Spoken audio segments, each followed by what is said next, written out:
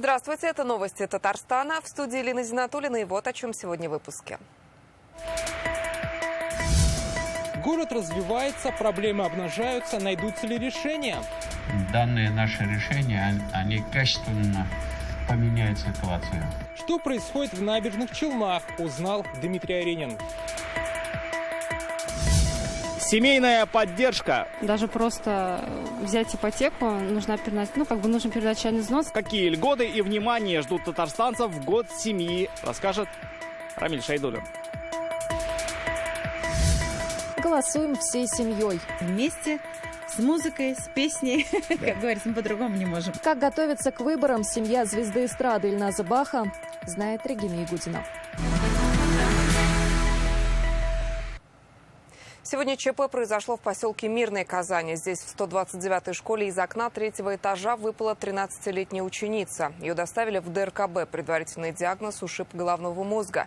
Состояние оценивается как средней степени тяжести. Подростка лечат ведущие специалисты клиники. Как сообщают источники, школьница во время урока поссорилась с одноклассницей, после чего выпала из окна и угодила в сугроб. Это и спасло ее от серьезных травм. Сегодня с участием Рустама Минниханова итоги года подвели в Набережных Челнах, втором по численности населения городе Татарстана. Как отметил Райс Республики, Автоград развивается. У него большой потенциал и экономика сопоставима с рядом регионов. При этом в Челнах наметилось несколько проблем, которые нужно срочно решать. Это нехватка рабочих рук, износ социальных объектов и коммунальной инфраструктуры. О достижениях и долгожданном подарке для Автограда Дмитрий Аренин.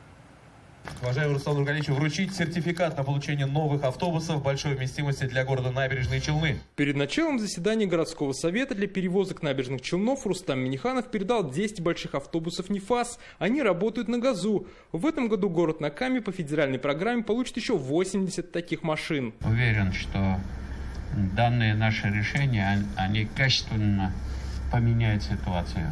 Здесь не только автобусы, Альгам Барыч, надо и систему работы, маршруты, профессиональный состав людей, которые будут работать. Эти все вопросы необходимо будет решить. Поэтому добрый путь, хайрлы сагатта. Раису республики представили выставку достижений Набережных Челнов. Автоград подтверждает свое название. Множество модификаций выпускает КАМАЗ. Новую автопродукцию осваивают малые промышленные предприятия. Стекло выдержало патроны автомата Калашникова 74-го. В минувшем году в Челнах появилось производство бронеавтомобилей премиум-класса. Раньше популярны были бронированные, я думаю, вы тоже знаете, ленд-крузеры. Да? Сейчас это будет уже танк 500. У нас именно, замена западных недружественных производителей. В минувшем году промышленное производство выросло почти на 20%. Продукцию отгрузили более чем на 700 миллиардов рублей. Почти половина этой суммы приходится на КАМАЗ. Завод выпустил более 40 тысяч грузовиков. Набережные Челны продолжают свое устойчивое развитие. Серьезные вызовы, с которыми столкнулась наша страна, республика, безусловно, оказали влияние на все сферы жизнедеятельности нашего города. В специальной военной операции участвует более 2000 уроженцев города Набережные Челны.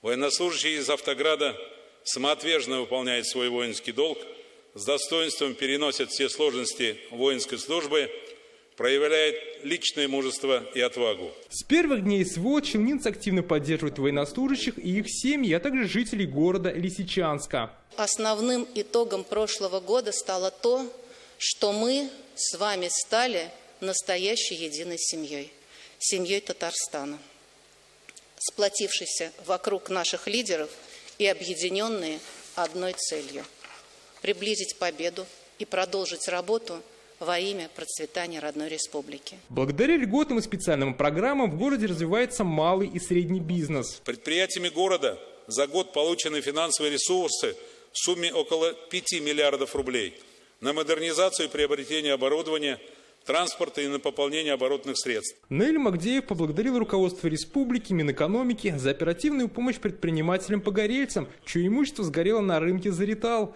Для своего развития Челнам нужно решить несколько проблемных вопросов. На них обратил внимание Рустам Минниханов. В городе дефицит кадров, на одного безработного 10 вакансий. Первый путь – это создание мощных образовательных центров на базе колледжев и профессиональных училищ. Второе, конечно же, работа с мигрантами. Здесь надо очень внимательно подходить к этим вопросам. Обновление требуют социальные объекты и коммунальная инфраструктура. Очень много обращений в вопросах ЖКХ. Я понимаю, что это касается работы управляющей компании. Здесь, конечно, надо наводить порядок. Я не понимаю, откуда они появились, управляющие компании, иногородние в Челнах. Раз не справляются, значит, решение одно. Много нареканий к работе городского здравоохранения. 1,5 раза выросло обращение граждан челнинцев по работе медицинских учреждений. Челны никогда в зону критику по здравоохранению не попадали. Какие-то, видать, не могут записаться. Ну и по качеству медицинского обслуживания тоже есть вопросы. Я прошу вас очень внимательно посмотреть. Как отметила Раиса Республики, у «Автограда» есть потенциал для развития. Импульс должны дать открытие трассы в обход Челнов и Нижнекамска и мост через Каму. Дмитрий Айрин, Лисан Саитова, ТНВ, Набережные Челны. Новые квартиры получат жители дома, пострадавшего в результате хлопка газа в поселке Осиново Зеленодольского района. Их двухэтажку признали непригодной для проживания. Напомним, в декабре прошлого года в одной из квартир взорвался бытовой газ. Мы показывали репортаж с места событий. Как выяснилось, хозяин квартиры к газу подключился самовольно. Шланг оказался неисправным. После взрыва мужчина попал в реанимацию и скончался спустя неделю. Сегодня глава района Михаил Афанасьев в ходе отчетной сессии в Осиново отметил, земельный участок уже подобран. Дом построят рядом с многопрофильной поликлиникой. Сейчас идет подготовка технической документации. Татарстан остается лидером ПФО как по количеству браков, так и по числу новорожденных. Меньше, чем в округе, у нас и разводов. Их причиной Раис Республики призвал проанализировать и принять решение. Сегодня холостых татарстанцев уже пригласили в ЗАГС, и мотивация была более чем убедительна. Почему не позвали женщин, какие удостоверения получат многодетные и куда чаще всего тратят мат-капитал, расскажет Рамиль Шайдулин. Сынок, сегодня очень хороший день. 7-месячный Ваня с наслаждением гуляет с мамой на свежем воздухе. Сегодня выглянуло солнце, поэтому можно задержаться подольше. Ваня – первенец Алины Мушиной. Молодая мама шутит. Он подарил семье счастье, а государство – материнский капитал. Даже просто взять ипотеку нужно первоначальный взнос, а это как раз-таки очень...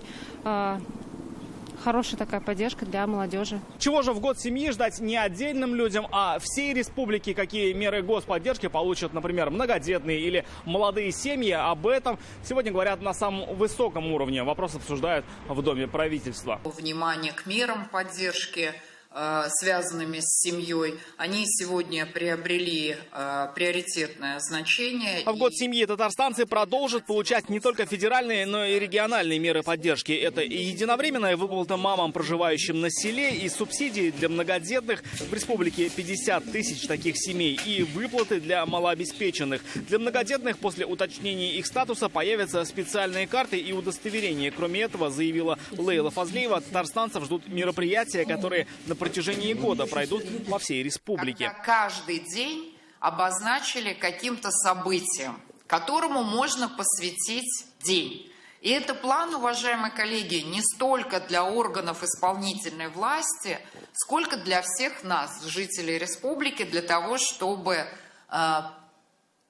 уделить внимание семье, семьям вокруг тебя. Всю информацию можно найти на специальном сайте, который в республике запустили к году семьи. Татарстан занимает первое место в ПФО как по заключению браков, так и по рождаемости. По статистике, женатые мужчины живут дольше, чем холостяки. Поэтому не без доли юмора ЗАГС сегодня призывает жениться. Оказалось, браком все возрасты покорны. Как и прежде, Татарстан лидер в Поволжье по числу семейных союзов.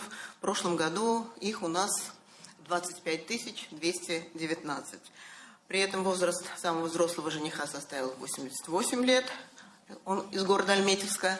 А самый возрастной невесты у нас исполнилось 81 год. Самой заметной мерой в национальном проекте «Демография» был и остается материнский капитал. С 2007 года его получили почти 409 тысяч семей. Чаще всего направляли на улучшение жилищных условий и образование детей. С этого года можно и на накопительную часть пенсии. Вот буквально с 1 февраля этого года размер капитала проиндексирован. Его размер составляет 630 380 рублей, если первый ребенок родился после 1 января 2020 года, и 833 024 рубля, если после этой даты был рожден второй ребенок. И за время действия программы материнский семейный капитал размер увеличился более чем в 3 раза. Высоким остается и количество желающих создать семью. В этом году многие хотят заключить брак в так называемые зеркальные даты. 24 число каждого месяца, 4 апреля и день выборов 17 марта, чтобы потом всей семьей прийти на избирательный участок. Амиль Шайдуллин, Дальмин Дубаев, ТНВ, Казань. И мы продолжаем серию репортажей, посвященных Году семьи в России. На этот раз расскажем о творческой династии Баговеевых. Они же заслуженные артисты Татарстана Ильназ Бах и Гузель Идрисова. Всей семьей пришли в гости на Болгар Радиуса. Слушатели были удивлены, насколько талантливы и открыты они для публики. Есть свои семейные традиции. Дети играют на многих музыкальных инструментах и даже создали свой собственный ансамбль. Репортаж Регины Игудиной.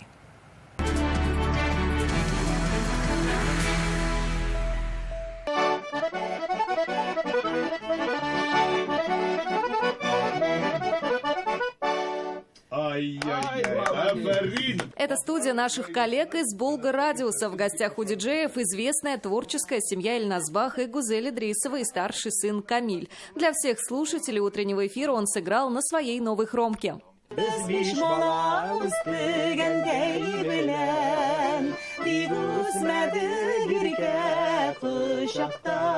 Баговеевы не только музыкальная, но и многодетная семья. У звезд татарской эстрады 3 сыновей и все с творческой жилкой. Создали даже свой вокально-инструментальный ансамбль. На этот год очень много планов. Лаберса подготовить новые музыкальные номера, так как у нас есть инструментальный ансамбль детей Бахаттин, где у нас младший играет на курае, средний на ударных инструментах, старший играет на баяне, на тальяне, хромке. Мы поем. И в планах также есть написать новую песню. Они всегда находят время на совместный отдых между гастролями, катаются на коньках, лыжах, а каждая прогулка завершается вкусным обедом. В гости ездим, нам уже никого больше не надо. Почему? Потому что мы уже сами как Сабантой. Нас встречает: о, Аллах шукр, приехали, вот они скучают уже, и через 3 дня: о, Аллах шукр, уехали, вот так и радуются. Приезжаем всегда с инструментами, потому что нужно всегда повторять. Счастье семьи в единстве, уверены Баговеевы. Дружно и творчески встречают каждый праздник, планируют вместе пойти на выборы. Всей семьей это уже традиция. И пойдем как на праздник. Почему? Потому что это наш выбор, потому что мы должны выбирать наших лидеров. Хочу всем пожелать удачи. Все видели дети, это все традицию, как все это происходит, да. Как это жизнь. Вот так. Как складывается все, да. Поэтому ходим вместе с музыкой, с песней. Таким образом, у детей с ранних лет воспитывается чувство патриотизма и ответственности за свой выбор, считают Ильназ и Гузель. Регина Игудина, Данил Филатов, ТНВ, Казань. Вот-вот на Татнефть-арене начнется Шаян-матч. Одно из самых долгожданных событий для всего нашего национального медиахолдинга. Казанский Акбарс встретится с нижнекамским нефтехимиком. Игру будут вести юные ведущие детского татарского телеканала Шаян ТВ. 30 мальчишек и девчонок в прямом эфире будут комментировать матч, а в перерывах брать интервью у хоккеистов и делать прямые включения из студии Акбарс-шоу. В фойе гостей встречает детская рок-группа. Для юных болельщиков проводят конкурсы и розыгрыши. Матч начнется в 19:30. Его смотрите на ТНВ и впервые на Шаян ТВ. Это, конечно, большая возможность, опять же, для нас зарядиться энергией от нашей аудитории. Для болельщиков Акбарса еще ближе познакомиться с детским телеканалом. Тем более, что от нас сегодня много подарков, много активностей. Ведущие наши. В прямом эфире Шаян ТВ можно смотреть этот матч. Поэтому, а для телезрителей в том числе это возможность проникнуться спортивной атмосферой. А так как мы детский канал, естественно, мы должны охватить все абсолютно аспекты их жизни. Строительство и ремонт молодежных центров, трудоустройство на селе, профилактика правонарушений среди подростков. Такие задачи стоят перед Министерством молодежи Республики на 2024. На коллегии с участием Фарида Мухамедшина и Лейлы Фазлиевой сегодня подвели итоги прошлого года и определили цели на этот. В 2023-м обновили и построили 39 объектов. Открыли подростковые клубы там, где их не было: Нурлат, Ютазы, Алькеевский район. В этом году новые появятся в Азнакаевском, Высокогорском, Зеленодольском, Нижнекамском районах и Казани. На реновацию объектов в этом году по поручению Рустама Минниханова дополнительно выделят 1 400 000 000 рублей. Для предотвращения правонарушений среди подростков предлагают трудоустройство в летнее время и возможность отдохнуть в детских лагерях. Сегодня важно работать над сокращением оттока молодежи из сел и районов, а также создавать там возможности для их развития, подчеркнул Фарид Мухамедшин. Надо направить усилия молодежи к тому, чтобы они цеплялись за свое производство, меры предпринимать для этого. Трудоустроить, зарплату достойную платить, так, чтобы в сельской местности закреплялась народившаяся и подросшая молодежь. Нам ценен житель села. Первостепенной задачей мы видим разработку фундаментальной стратегии молодежной политики на ближайшие 5 лет.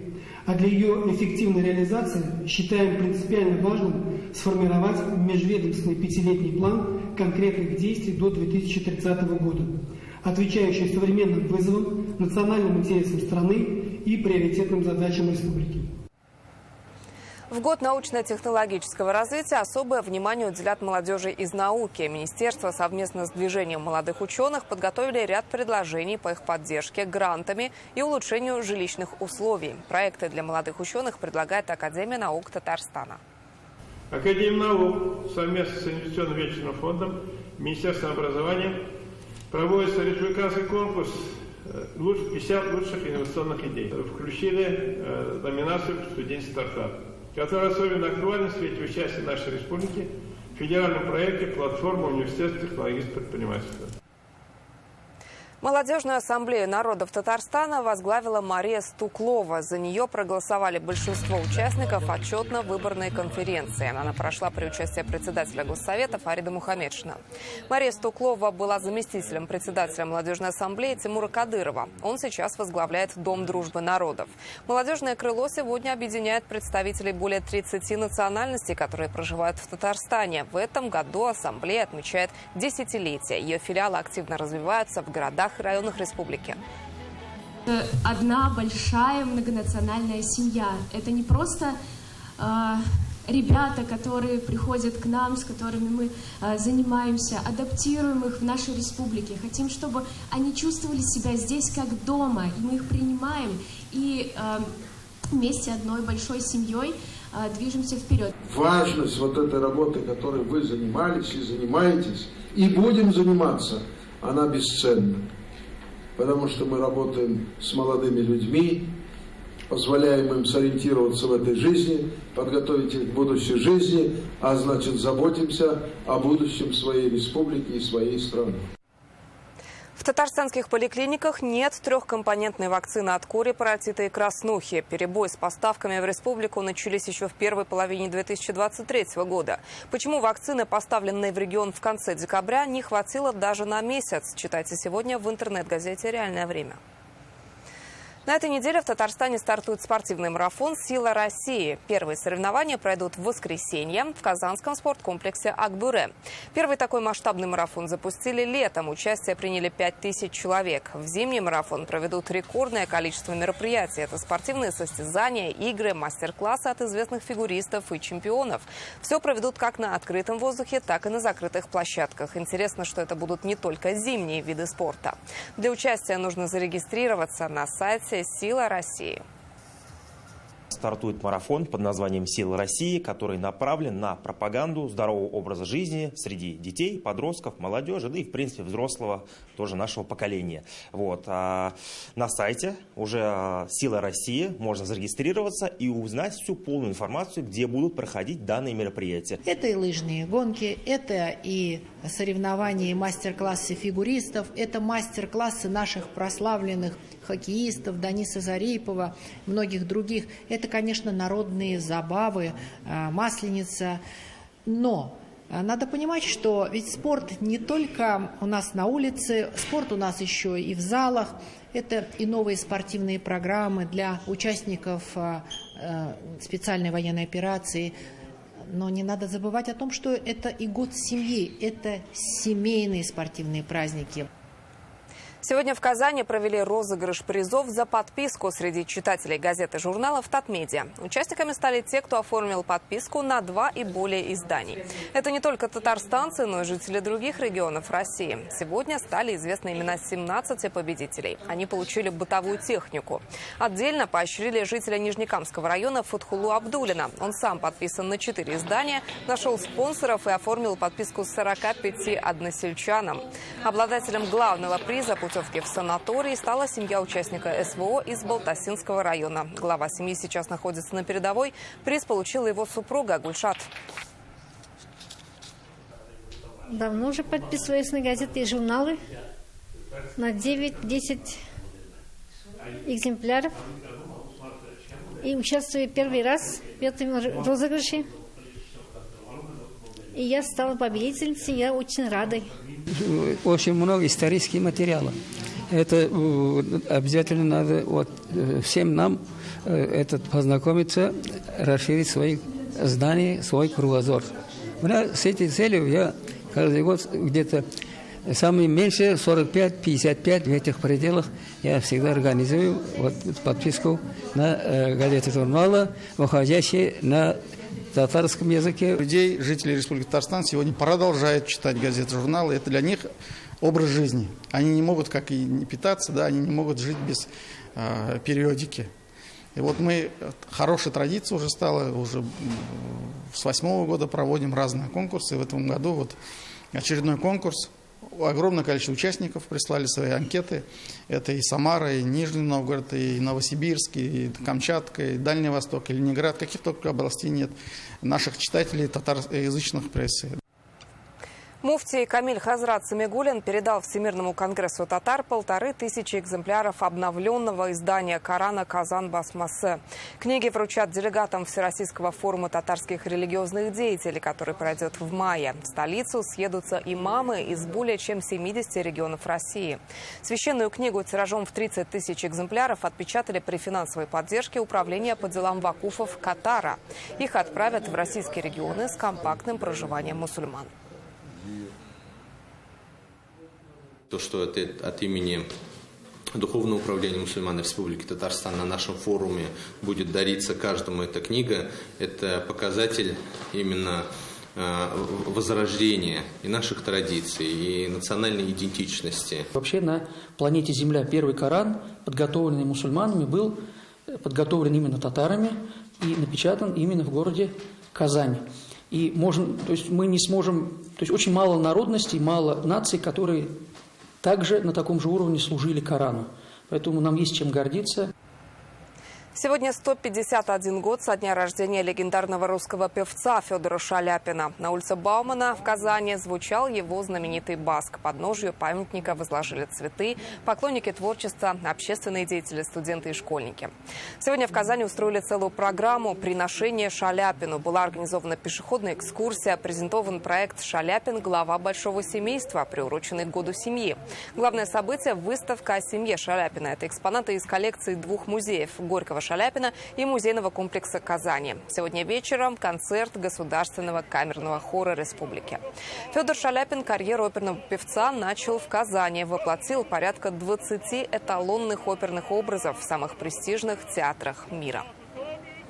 Когда мы отмечаем 151-ю годовщину со дня рождения великого артиста, мы вас порадуем интересными мероприятиями. И, конечно, для казанцев это особая честь, то, что мы все рождены на той земле, где был рожден Федор Иванович Шаляпин. Это вообще символ русской культуры, русского народа и всего мирового цивилизованного сообщества. Это одна из ярчайших личностей на планете. Любимый певец нашего народа. И не только нашего народа. Он все-таки прославил не только наш город, но и нашу страну на весь мир. И не на век, а на века. Это были новости Татарстана. Сейчас прогноз погоды с Наилем Дзяхате. Я с вами прощаюсь. До встречи.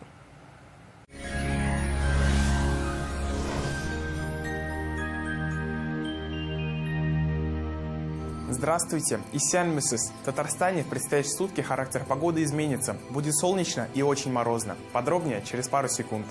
Банк Аверс оказывает весь спектр банковских услуг для частных лиц и корпоративных клиентов. Для бизнеса банк предлагает услуги по расчетно-кассовому обслуживанию, кредитованию, банковские гарантии и продукты с возможностью эффективно размещать свободные денежные средства.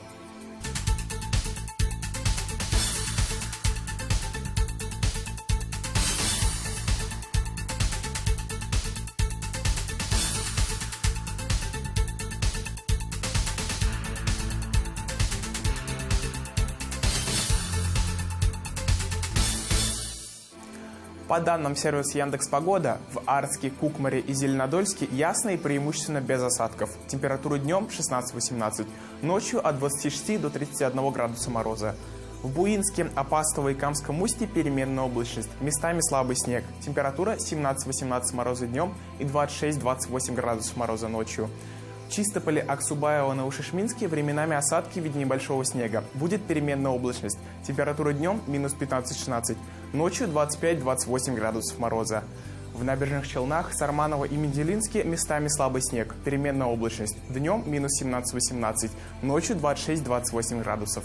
В Альметьевске, Бавлах и Лениногорске местами будет идти небольшой снег. Днем 15-16, ночью 26-27. В туристических городах республики тоже морозно. В Свияжске температура 16 градусов мороза днем и 26 градусов ночью. Будет ясно и без осадков. В Болгарах днем минус 17, ночью минус 25. Здесь облачно с прояснениями и слабый снег. В Елабуге ясно, снега не прогнозируют. Температура днем около 16, ночью 27 градусов ниже 0. В Казани прогнозируют слабые осадки в виде снега. Временами будет светить солнце. Температура днем минус 16, ночью минус 25. Атмосферное давление высокое, 767 мм ртутного столба. Ветер северо-восточный 3,5 метра в секунду. Влажность 72%. Магнитное поле Земли неустойчивое. Пока это все. Я с вами прощаюсь. До встречи.